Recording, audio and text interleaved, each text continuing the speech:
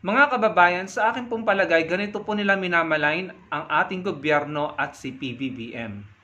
Napakahalaga po ng ibabahagi ko sa inyo sa content na ito. So sana po ay panoorin nyo hanggang dulo at inyo pong ilike dahil nakakatulong po yan sa ating video para mas maraming ma-reach or maraming makakita ng ating paliwanag. Meron po kasi akong nakita na post, content na pinapatrending ng mga DDS. Nakita ko po, post po yan ng mga DDS. At kung inyo pong matatandaan kahapon dun sa video yung pinakinig ko sa inyo sa live nila, sinasabi nila ang content na ito na yung mga rubber boats daw po na ginamit sa Bicol ay galing daw po ng Davao. So, soriin po natin tong post na ito na shinare ni Maricar Serrano na naman. At pag-usapan po natin dahil sa palagay ko, ito po yung nagiging dahilan kung bakit yung mga tao nagagalit sa gobyerno at kung bakit po namamalain yung mga tao kung ano-anong masasakit na salita ang sinasabi sa government at kay PBBM. Mamaya ipapakita ko sa inyo ang mga comment. Kaya mahalaga po na tapusin nyo ang video na ito. So, tignan po natin tong post na ito. Again, sa tingin ko, ito po yung paraan nila para pintahan ng negatibong imahe ang kasalukuyang gobyerno ni PBBM. Kung makikita niyo dyan sa binahagi ni Maricar Serrano, ang sabi sa caption niya, nakalagay dyan, "Hala, is this for real?" Ayan, nagtatanong po siya. Malinaw na nagtatanong. Tapos yung post or yung picture na binahagi niya nakalagay dyan, "Rubber boat na ginamit pang rescue galing pang Davao?" Nagtatanong ulit. Sa palagay ko mga kababayan, para safe sila. Pero ano pong resulta ng post na ito?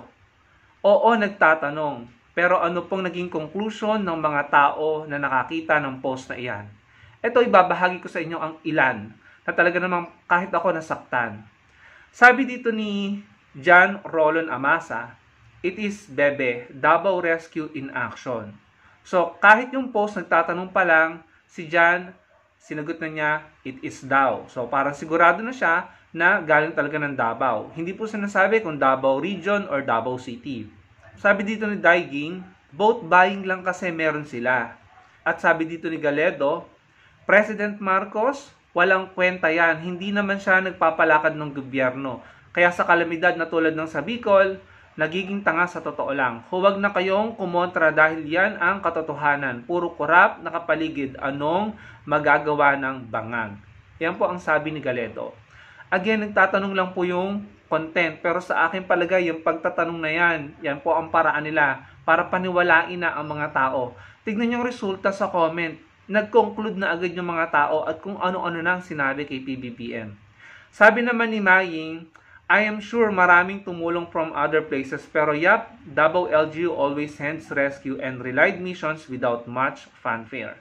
So, in a way, nagiging mabango at pinapalakpakan po ang Davao dahil sa post na iyan. Ito pa mga kababayan, sabi ni Baleho, "Bilyon-bilyong budget nilulustay sa 10% ayuda, 90% nasa bulsa nila at ng ibang mga buaya." Sabi ni Ato Prescor, ayan, inutil talaga ayan, nakalagay dyan mga kababayan, pangalan po ni President Bongbong Marcos. Ayan po ilan lamang sa mga komentong nakita ko sa mga share na ginawa ng mga DDS patungkol sa post na yan or sa post na yan mga kababayan. Again, kung titignan po natin yung picture, nagtatanong lamang. Pero alam nyo, sa akin palagay, ito talaga yung estilo nila eh. Kunwari nagtatanong, pero ini-imply na talaga nila. Kaya naman yung mga tao sa comment section na binasa ko, nag-conclude na po sila na as if talagang galing sa Davao or siguro iniisip nila Davao City yung mga rubber boat na yan. So ano pong ginawa natin mga kababayan? Ang ginawa natin ay gumamit tayo ng Google Lens, reverse search yata yung tawag doon, para malaman natin kung saan nanggaling tong picture na to. So apparently, tong picture na to ay galing po sa page ng ating pong AFP.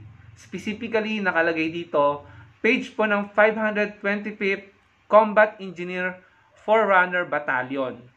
Or if I'm not mistaken, part po yan ng AFP kasi nakalagay Philippine Army Disaster Response Unit, PADRU, and Combat Engineer Unit. So nakita ko po yung picture na yan na post ng page na ito ng ating Philippine Army. Ayan mga kababayan. Kung titignan nyo po sa caption nila, wala naman pong sinabi na galing po ng Davao or Davao City yung mga rubber boats na yon. Tignan nyo po, basahin nyo po. Ayan, ipapakita ko sa inyo yung caption ng page ng ating 525th Combat Engineer Forerunner Battalion. Ayan po. At according din po dito sa Philippine Army, sabi dito, rescue equipment and additional rubber boats of the 525th Combat Engineer Forerunner Battalion arrived in Camarines Sur on October 25, 2024. So, sinabi dito ng Philippine Army, ang may-ari ng mga rescue equipment na yon ay pong 525th Combat Battalion. Combat Engineer Forerunner Battalion. Ang haba kasi ng pangalan. So, yung po yung may-ari ng mga equipment. The Forerunner Battalion has deployed 2 light urban search and rescue teams to assist in the government's rescue efforts in Bicol, the region that bore the brunt of Christine's impact. Ayan mga kababayan. Wala pong sinabi dyan na galing sa Davao City or Davao Region yung mga rubber boats na yon, yung mga equipment na dala ng ating Philippine Army or ng Forerunner Battalion. Kahit bisitahin nyo pa yung pong mga pages na pinapakita ko sa inyo, hindi po nila sinabi na galing sa Davao or Davao City.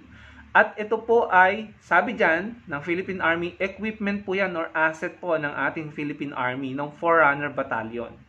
Mga kababayan, ini-encourage ko kayo na bisitahin nyo yung Philippine Army, yung 525th Combat Engineer Forerunner Battalion page at nang makita nyo personal, yung mga pinapakita ko sa inyo.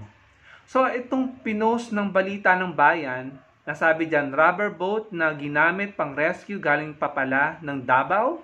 Tanong, may question mark. Binahagi ng maraming DDS. Ang resulta, yung mga komento ng mga tao na nag-conclude na agad na as if galing talaga ng Davao or Davao City, iniisip na nila, in my opinion, kasi yung po yung pagkakaunawa ko sa mga comment nila, at pagkatapos, pinulaan na nila, kinriticize na nila, at kung ano-ano nang masakit na salita ang sinabi nila kay PBBM at sa ating gobyerno, mga kababayan. Marami pa pong negatibo at hindi magandang komento na naandoon sa mga nag-share na iyan. Pero hindi ko na lang po binahagi. Sobra pong below the belt yung iba. Ang sa akin lang mga kababayan, kung gusto po sana nilang pabanguhin yung mga idol nila, wag naman po sana nilang siraan po ang ating gobyerno at ang Pangulo. Kung gusto po nilang iangat at palakpakan yung kanilang mga idol, wag po naman sana silang gumamit ng kasinungalingan. Malinaw na nagpe-play safe sila kasi nagtatanong, pero again, yung resulta sa pananaw ng mga tao as if totoo at yun na po ang pinapahiwatig base sa mga komento. Sa kagustuhan nila na pabanguhin ang mga idol nila, parang ang nangyayari, dinidiscredit na nila ang ating armed forces, ang ating gobyerno, para lamang bumango ang kanilang idol. Ngayon, itong hamon ko sa inyo mga DDS, kasi nakita ko wala talagang sinabi doon sa mga pages ng Forerunner Battalion at ng Armed Forces of the Philippines na galing ng Davao yan or Davao City. Ang hamon ko sa inyo, patunayan nyo na mali ako. Kasi malinaw nagtatanong pa lang, hindi pa nga sinasabi ng mga pages nyo or ng mga DDS content creator nyo na galing talaga ng Davao yan or Davao City. Pero kayo, tinanggap nyo na as if doon talaga galing. Kawawa naman po ang ating Armed Forces of the Philippines, ang ating Philippine Army, na galing sa kanila talaga yan at asset nila yan, pero sila yung nadidiscredit. Para lamang para pabanguhin ang inyong mga iniidolo. Mga kababayan, bakit ko ginagawa ito? Dahil may mahigit na 700 shares na po ang content na iyan. At sa akin pong palagay, libo-libo or milyon na po yata ang nakakita niyan at daan-daan na po ang nag-react. At yan po ay isa-isang post pa lamang. Paano pa yung ibang post na nag-amplify niyan? Yung ibang DDS na nag-amplify niyan? Siguro sobrang dami na nakakita. Tapos ako lang yung gumagawa ng paglilinaw, pagpapaliwanag. Kaya nga ang hiniling ko sa inyo kanina, sana tapusin nyo at ilike nyo ang video na ito para marami tayong ma-reach. Na kahit papano, may makakita ng paliwanag natin. Hindi po biro. Kung ito po ay na-share ng 700 plus, hindi po biro yan. Dahil marami na naman po ang magagalit sa gobyerno, pupulaan ang Pangulo, pupulaan ang ating mga ahensya ng gobyerno, ang ating AFP. Dahil sa pagtatanong lang na ito, na sa akin pong palagay ay nag-i-imply na. Dahil nga po yung mga komento ng mga tao ay as if yun na ang sinasabi. Kahit nagpe-play safe na nagtatanong. Nakukuha niyo po ba yung paliwanag ko, mga kababayan? At ito po sa palagay ko ang nagiging reason kung bakit maraming tao ang nagagalit sa gobyerno, sa Pangulo, sa mga namumuno. At ito po sasabihin ko sa inyo, kasinungalingan, fake news, disinformation, satire, conspiracy theories ang nagiging reason kung bakit po tayo galit sa isa't isa, watak-watak ang mga Pilipino. Dahil may mga ganito po, nagpapakalat po ng mali at hindi totoo at kasinungalingan. Yan po ang nagpe-prevent sa pag-unlad natin. Kaya hindi nakikipagtulungan ng iba nating mga kababayan dahil galit sila sa gobyerno, dahil ginagalit sila ng kasinungalingan at fake news. Nakakasama po ng loob, mga kababayan. Hindi po biro ang isang content na ma-share ng halos, siguro at this point of time, 1,000 na po ang share niyan. Marami nang nakakita. Tapos, tayo na nagpapaliwanag, iilan lang, tayo lang ang nakakakita. Nakakapagod na kayo, mga DDS. Sana man lang, sinigurado nyo muna, no?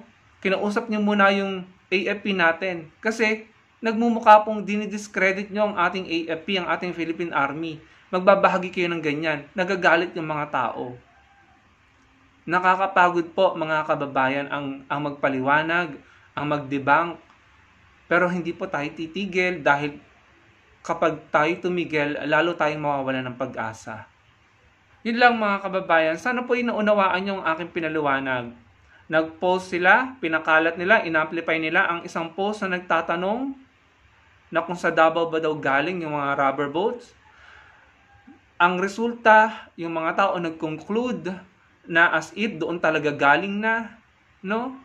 Tinanggap na nila as if doon talaga galing, nagkomento sila ng masasakit, pinulaan nila ang gobyerno, si PBBM, kung ano-ano ng masasakit ang sinabi nila, in-amplify pa nila, shinare nila ng shinare para mas maraming makakita, nadidiscredit ang ating gobyerno, nadidiscredit ang ating Armed Forces of the Philippines, yung mga totoong nagre-rescue at asset nila ang ginagamit na didiscredit, napupulaan. Para lang bumango ang mga politiko nyo, ang mga idol nyo, masama yung ginagawa nyo. Ayun, mga kababayan, ang aga-aga, hindi pa sana ako gagawa ng content, pero kung ito po ipapalampasin natin, mas lalong dadami ang nakakakita ng kanilang content, mas lalo pong maraming napapaniwala. Kaya kahapon, yung binahagi ko sa inyong video, yung live nila, ang sinasabi nila galing Davao, yung mga rubber boats. No? Sa Bicol daw yung sakuna, sa Davao ng hiram ng rubber boats. Ito pala yun, mga kababayan. Tignan niyo po yung mga page na ibinahagi ko sa inyo nang inyo pong makita. Binasa ko ang caption, wala pong sinabi doon na galing Davao. Sa pagkakaunawa ko, asset po ng ating Philippine Army, ng ating gobyerno ang mga ginamit na rubber boats. Nakaka-stress, nakakapagod, nakakalungkot. Pero kung tayo po ay titigil at hindi natin susuplahin or i-oppose ang ginagawa ng mga ito, tayo po ang talo. Mawawalan po tayo ng pag-asa pare-pareho. Maraming pong salamat sa panonood, lalo-lalo na kung nakarating ka sa part ng video na ito. Maraming salamat sa iyo. At sana malike mo ang video, nakakatulong yan sa video natin para mas maraming makakita ng ating paliwanag. Magkita-kita po ulit tayo sa susunod kong video. Maraming pong salamat.